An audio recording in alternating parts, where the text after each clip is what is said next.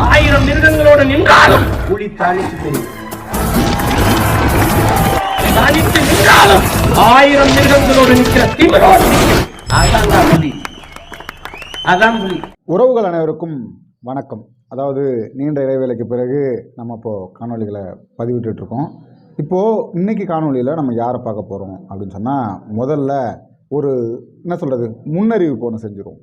அதாவது விடுதலை சிறுத்தைகள் கட்சியை சார்ந்த அன்பு சகோதரர்கள் யாரும் இந்த காணொலியை தயவு செய்து பார்க்க வேண்டாம். ஏன்னா அது பார்த்துட்டு அதுக்கப்புறம் நீங்கள் வந்து கஷ்டப்படுறத நான் விரும்பலை. அதனால் முன்னாடியே சொல்கிறேன், தயவு செஞ்சு யாரும் இந்த காணொலியை பார்க்காதீங்க. ஏன்னு சொன்னால் முழுக்க முழுக்க அண்ணன் திருமாவளவன் அவர்களை பற்றி தான் நம்ம இந்த காணொலியில் பார்க்க போகிறோம்.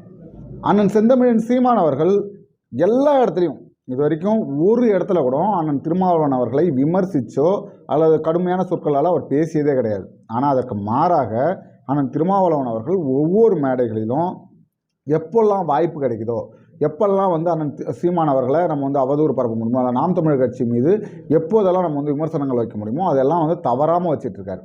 அப்படி இப்போது ஒரு படுகொலை நடக்குதுங்க. அதாவது வந்து ஒரு மாநில தலைவர் அவர் வந்து படுகொலை செய்யப்படுறாரு. அவர் வந்து ஒரு தாழ்த்தப்பட்ட சமூகத்தை சார்ந்தவர்.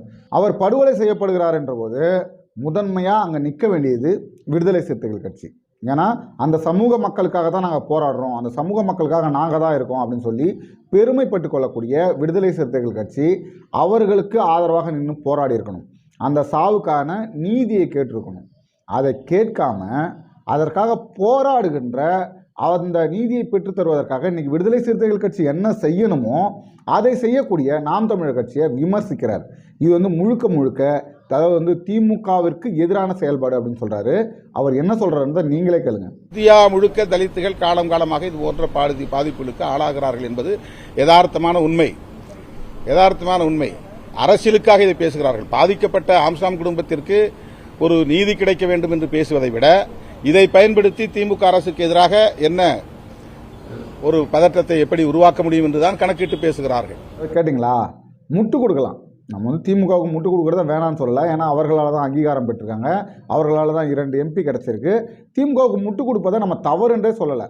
ஆனால் இவ்வளவு கேவலமாக திமுக எதை செய்தாலும் அதற்கு முட்டு கொடுக்கணுன்றது அவசியம் இல்லாதது தான் அப்படின்னு நமக்கு தோணுது. அதாவது இன்றைக்கி விசிகா என்ன செய்யணுமோ அதை நாம் தமிழர் கட்சி செய்யுது. ஆனால் நாம் தமிழர் கட்சியை மிகவும் கேவலமாக விமர்சிக்கிறார் அண்ணன் திருமாவளவன் அவர்கள். எந்த அளவுக்குன்னு கேட்டோம்னா, இதுவரைக்கும் விசிகா எதை செய்தாலும் விமர்சிக்காத அண்ணன் செந்தமிழன் சீமான் அவர்களே அண்ணன் திருமாவளவன் அவர்களுக்கு நேரடியாக சவால் விடும் அளவுக்கு அண்ணன் திருமாவளவன் அவர்கள் விமர்சிச்சிருக்காரு. பொறுப்போடு இயங்குகிற கட்சியோட தான் எங்கள் அண்ணன் இருக்காரா? இப்போ அதிகாரத்தில் இவ்வளோ வலிமையாக உட்காந்துருக்கிற ஆட்சி செய்திருக்க அந்த திமுகவுக்கு அந்த ஆட்சிக்கு பொறுப்பு இல்லை. இப்போ எங்களால் தான் இந்த கொலை நடந்துருச்சு, அப்படி தானே? நீங்கள் சாதியை பேச, நீங்கள் பொது தொகுதியில் நின்று ஜெயிக்க முடியுமா? எங்கள் அண்ணன் திருமாவளவனுக்கு வெளிப்படையாக ஒரு சவால் விடுறேன், பொது தொகுதியில் நின்று ஜெயிப்பில்ல. அப்புறம் நீங்கள் மற்றவனை எதுக்கு சாதி பேசுறீங்க நீங்கள்? ஆமாம், அண்ணன் திருமாவளவன் அவர்களை அண்ணன் சீமான் அவர்கள் நேரடியாக கேள்வி கேட்கிறார். எந்த இடத்துல நீங்கள் பொதுவாக நடந்துட்டுருக்கீங்க? நீங்கள் வந்து ஒரு பொது தலைவர் அப்படின்னு எந்த இடத்துல நீங்கள் நிரூபிச்சிருக்கீங்க? இப்போ திமுக கூட கூட்டணியில் இருக்கீங்க. திமுக செய்த தவறுகளை எந்த இடத்துல சுட்டி காட்டியிருக்கீங்க? அதற்கு எதிராக எந்த இடத்துல நீங்கள் போராடி இருக்கீங்க? உங்களால் ஒரு பொது தொகுதியே வாங்க முடியல. அதாவது ஒரு மிகவும் போற்றப்படக்கூடிய ஒரு நபர், அனைவராலும் வந்து ஏற்றுக்கொள்ளக்கூடிய ஒரு நபர், நீங்கள் வந்து அனைவருக்குமானவர்ன்றீங்க. ஆனால் உங்களால் திமுக கட்சிக்கிட்ட இருந்து ஒரு பொது தொகுதியை கூட உங்களால் வாங்க முடியல. நீங்கள் எப்படி மக்களுக்காக நீங்கள் நிற்பீங்க அப்படின்னு சொல்லி அண்ணன் சீமான் அவர்கள் நேரடியாக கேள்வி எழுப்பியிருக்காரு. உண்மை தானே? நல்லா யோசிச்சு பாருங்கள். ஒரு கொலை நடக்குது. இப்போ அந்த கொலைக்கும் திமுகவுக்கும் சம்பந்தமே இல்லைப்பா. இப்போ எல்லாருமே சொல்கிறாங்க இது ஆளும் கட்சி சார்ந்த கொலை, ஆளுங்கட்சியோடைய பிரமுகர்கள் செய்த கொலை, பழிவாங்கும் நடவடிக்கையாக செய்த கொலை அப்படின்னு அனைவராலும் நம்பப்படுகிறது. அதை நிரூபிக்கும் விதமாக இப்போ அதை சரணடைஞ்சார்ல, நல்லா யோசிச்சு பாருங்கள். இப்போது ஒருவர் வந்து சரணடைகிறாருங்க. சரணடைஞ்சவர் நான் அந்த குற்றத்தை செய்தேன், நான் தான் ஆம்ஸ்டாங் அவர்களை கொலை செய்தேன் அப்படின்னு சரணடைகிறாரு. அந்த சரணடைஞ்சவரே தப்பிக்க முயற்சிக்கதாக செஞ்சு, அதாவது வந்து தப்பிச்சு ஓடுறதுக்காக முயற்சி பண்ணாருங்க அப்படின்னு அவரை சுட்டு கொள்ளுது இந்த காவல்துறை. இதில் முழுக்க சந்தேகம்லாம் இல்லை, யாருக்கும் சந்தேகம் கிடையாது. இது முழுக்க ஆளுங்கட்சியோட நாடகம்.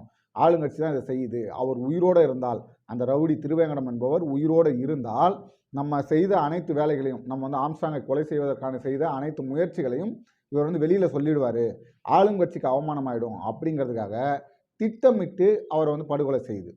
காவல்துறையை கையில் வச்சுக்கிட்டு இவ்வளோ வேலையை செய்து திமுக. சரி, நாம் என்ன சொல்லுவோம், திமுகவுக்கு இது தொடர்பே கிடையாது, திமுக இந்த கொலையை செய்யலை. ஆனாலும் தமிழ்நாட்டை ஆளக்கூடியது திமுக அரசு.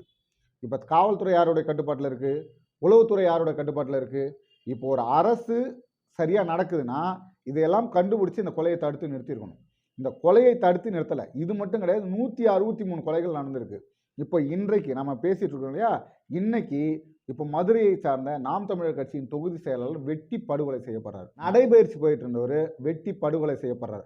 இப்போ இந்த மாதிரியான கொலைகள்லாம் நடக்கும்போது ஒரு அரசு ஆட்சி ஆண்டுகிட்டு இருக்கு, அந்த ஆட்சியில் இவ்வளவு கொலைகள் நடக்குது, இவ்வளவு அக்கிரமங்கள் நடக்குதுன்னா அந்த அரசை எதிர்த்து போராடாம, அந்த அரசை கேள்வி கேட்காம எப்படி விமர்சிக்க முடியும்?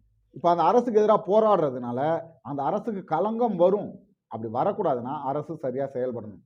இதை ஆனால் திருமாவளவன் அவர்கள் கேட்டிருக்கணும். ஆனால் திருமாவளவன் அவர்கள் நீங்கள் வந்து இப்படியெல்லாம் அரசு செய்யக்கூடாது, இப்படியெல்லாம் ஆட்சி நடத்தக்கூடாது அப்படின்னு அவர் செஞ்சுருக்கணும். ஆனால் அதை செய்யாமல் அதுக்காக போராடுற, அதாவது அண்ணன் திருமாவளவன் அவர்கள் எந்த வேலையை செய்யணுமோ அதை செய்த நாம் தமிழர் கட்சியை இன்னைக்கு விமர்சிக்கிறார். இங்கே மட்டும் கிடையாதுங்க, திமுகவுக்கு முட்டு கொடுக்கறதா முழு வேலைன்றதை பாராளுமன்றத்தில் போய் செஞ்சிருக்காரு. கள்ளச்சாராயம் காய்ச்சப்படுகிறது.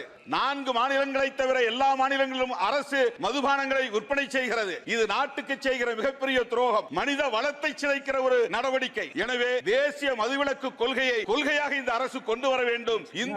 போய் முட்டு கொடுக்க போனார் அப்படின்னு சொன்னீங்க, கடைசியில் பார்த்தா நல்லது தானே பேசுறாரு. அதாவது தமிழ்நாட்டில் 4 மாநிலங்களை தவிர்த்து மற்ற அனைத்து மாநிலங்கள்லையும் மதுவை அரசு நடத்துகிறது. 4 மாநிலத்தை மட்டும் தான் மதுவிலக்கு இருக்கிறது. அதனால அனைத்து மாநிலங்களுக்கும் மதுவிலக்கை மத்திய அரசு கொண்டு வர வேண்டும் அப்படின்னு சொல்லி அண்ணன் திருமாவளவன் அவர்கள் சொன்னாரா? அவர் சொன்னதுக்கு உடனடியாக நிர்மலா சீதாராமன் அவர்கள் பதில் கொடுக்குறாங்க. Really appreciate the point he's raised there. But the party with which he's in alliance in Tamil Nadu, which is in government there, saw 56 people die due to illegal liquor. He should first preach there. He should first preach there.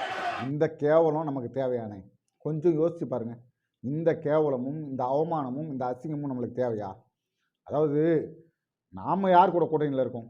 திமுக கூட கூட்டணியில் இருக்கோம். திமுக எவ்வளவு கேவலமான கீழ்த்தரமான கட்சி. நீங்களே சொல்கிறீங்க 4 மாநிலங்களில் மதுவிலக்கு இருக்குது, மற்ற மாநிலங்களில் இல்லை அப்படின்னு. ஏன் திமுக கிட்ட சொல்லி, ஸ்டாலின் அவர்கள்ட்ட சொல்லி தமிழ்நாட்டில் மதுவிலக்கை கொண்டு வாங்க அப்படின்னு சொல்லிட்டு, தமிழ்நாட்டில் மதுவிலக்கு வந்த பிறகாக நீங்கள் போய் அங்கே இதை பேசியிருந்தீங்கன்னா நல்ல விஷயம், ஏற்புடையது. ஆனால் இங்கே என்ன நடக்குது? இங்கே சாக்கடை செய்கிற மாதிரி சாராயம் ஓடிட்டுருக்கு, தெருவுக்கு தெருவு சாராயம் ஓடிட்டுருக்கு.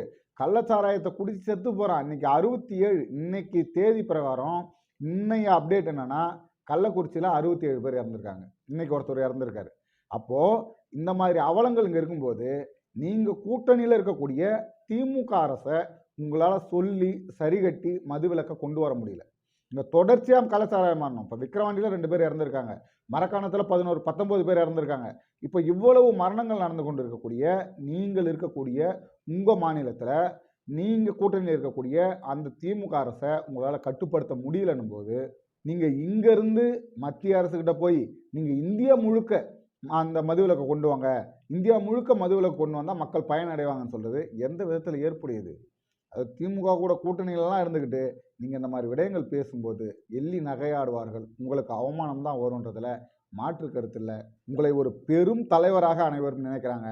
நீங்கள் அதிலேருந்து விலகி நான் திமுகவுக்கு சொம்படிக்கக்கூடிய வேலையை தான் செய்வேன் அப்படின்னு சொல்கிறது உங்களை நம்பி இருக்கக்கூடிய பலரையும் ஏமாற்றக்கூடிய வேலைன்றதில் மாற்று கருத்து இல்லை. அடுத்தது ஒரு காணொலியில் சந்திப்போம். அதுவரை உங்களிடம் விடைபெறுவது உங்கள் அன்பழகன். நன்றி.